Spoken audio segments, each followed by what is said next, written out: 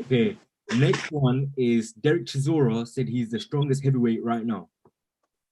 I'll let you start that. Let you start on this one, bro. You want me to start?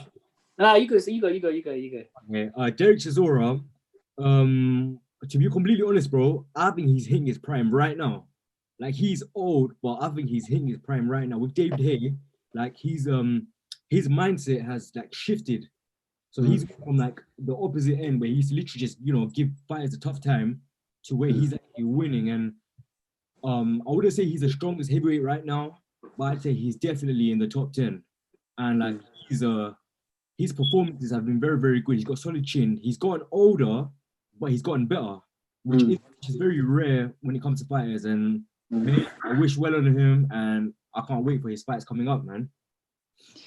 Yeah, I think it's an interesting statement. I mean, stronger. I mean, he probably is the strongest. I mean, he can push a lot of guys back. Yeah. I mean, one of the things when I read that statement, I thought to myself, the person that came to my head was, does that matter though? This ain't no bodybuilding contest anyway. I mean, you could be the strongest, but at the end of the day, like, he's been duppied by Fury already. The blueprint to beat him's been shown a couple of times. I still love Derek. I still pay to watch Derek 100%. I'll watch Ussyk. I think it's old school fighter come forward. And like you said, for a pressure fighter who's at his age and still be fighting, and the punishment, and he's been knocked out cold, you know what I'm saying? And he's been taking a lot of punishment. You got to respect the man. He's doing his thing. And I'll still watch him and I'll support him, man. I love his style. He's a funny guy, crazy guy, but, the underdog. That you want underdog, and I actually feel like I give him I think we'll do a separate video breaking down the Ussyk fight, but I just feel like that's an interesting fight, and like I said, I think he might be the strongest. I think that statement's not a mad statement. I just don't think that means he's gonna beat Joshua and them, man. But I think he'll give anybody a tough fight at his best. How do you think that fight's gonna go? What's your prediction for this? For the Ussyk? Yeah. I'll be honest, my head is telling me Ussyk on points.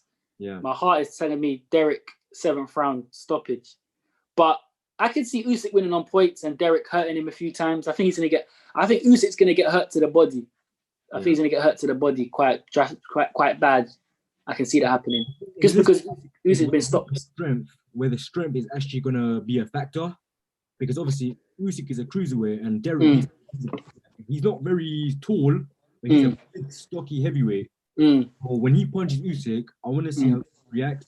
But Usyk's boxing IQ is phenomenal, isn't it? So it's phenomenal. It's gonna be phenomenal.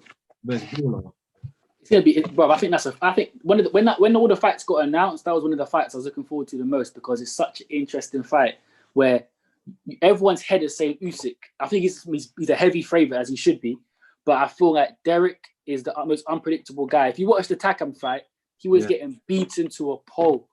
Like that fight was basically, if you want to see a fight, that's brain damage, bro. That was a war. And he came out and still had a shot. So it's heavyweight boxing. I think, like I said, I've seen Ussyk get hurt to the body a lot of times at cruiserweight and in the amateurs. I think he got stopped to the body as well in the amateurs. And I feel like Derek Chisora is a proper body puncher. Yeah. He probably invested the body more than the head. So I think he will slow Usyk's legs down. He might hurt Ussyk a couple of times, but I just feel like his age, my head is telling me Ussyk will just do it. I just think that's a very he covers up very well. Like the way he covers up very, very well. But when he gets hit by a heavyweight, it's gonna be very interesting to see, how he reacts. It's true. He's hard with the likes of Klitschko and stuff like that. So I think it's either gonna be a very, very good fight or a complete mismatch. In between. That's a fact. That you see that statement you made there. I think that's 100% true. That fight, it's either going to be very, very tough or very, very tight, or a wipeout. That's how I see it. Yeah. It's interesting, bro. It's going to be interesting though. Worst would be like a Mayweather style fight where it just goes on points and nothing really happens, or they keep holding and hugging and none of them gets to throw off shots. I think the referee is going to be a key factor in that fight. Because if it's a referee that's going to let Derek work on the inside and be dirty, then it could be a tough fight. But if it's a thing where the referee is going to be very tough and not let the guys work, and if Derek goes low, he's going to be very strict, Yeah. then mentally that's going to affect Derek, and I think that's going to be in Usyk's favor to dance around and keep it at bay, because Usyk's feet are way better. With the white fight, I think Derek could have won that, but with the referee, he was very tough on Derek. So I feel like mentally that took a toll on Derek as well in the second white fight. Yeah, that fight, I watched it. And like a lot of people, I don't know why I was so confused, because I felt White was too relaxed the whole fight. Yeah. He was too relaxed for some reason. I don't know if it was fatigue or he was trying to hold his stamina. But Derek did his thing. You know, I think Derek did his thing.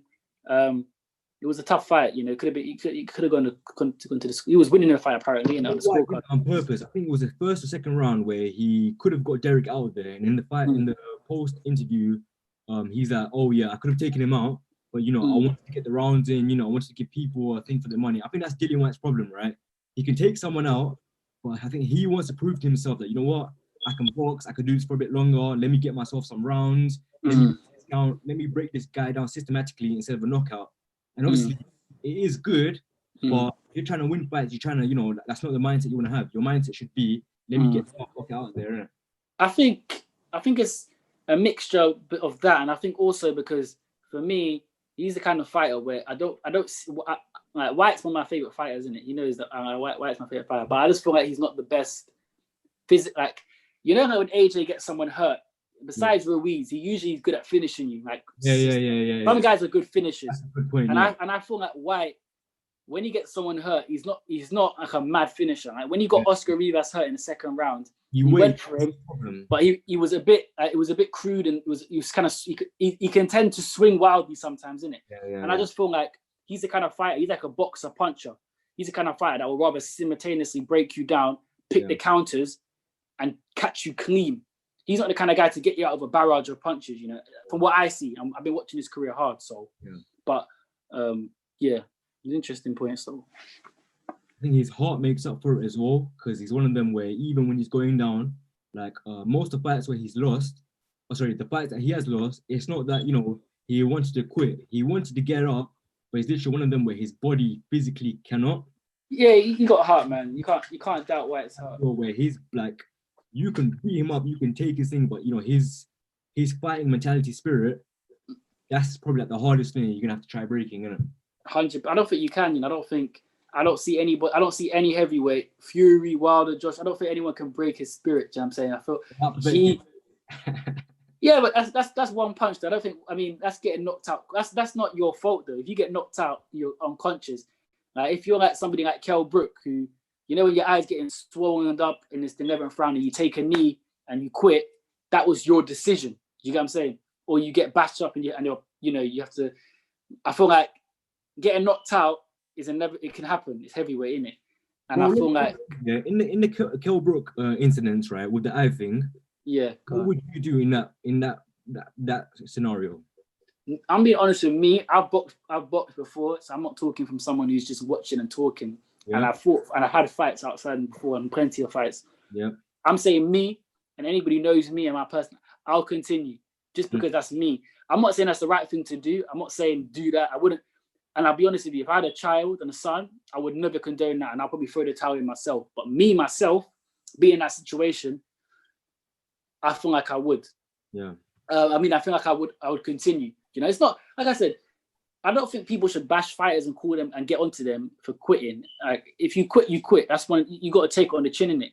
Yeah. Do you know what I'm saying? But like I said, unless you've ever been in the ring, it's hard to talk. It's hard to talk because you don't know what you're going to do in the ring. But knowing my personality, that's how I feel like I'll go, you know, I can't see myself stopping, you know. But like I said, it's all hindsight because you never know in that situation. But what about you? What do you think? What would you? Like, no, I'd like to think the same thing as well because, you know, when we fight, you want to fight. But I feel like it's one of them where you're saying you got wifey kids. I don't even think it was about that. I think it's one of them where imagine your vision goes, and it's just one of them where, wow, like, do I want to lose my eyesight in my eye, or, you know, do I want to live to fight another day?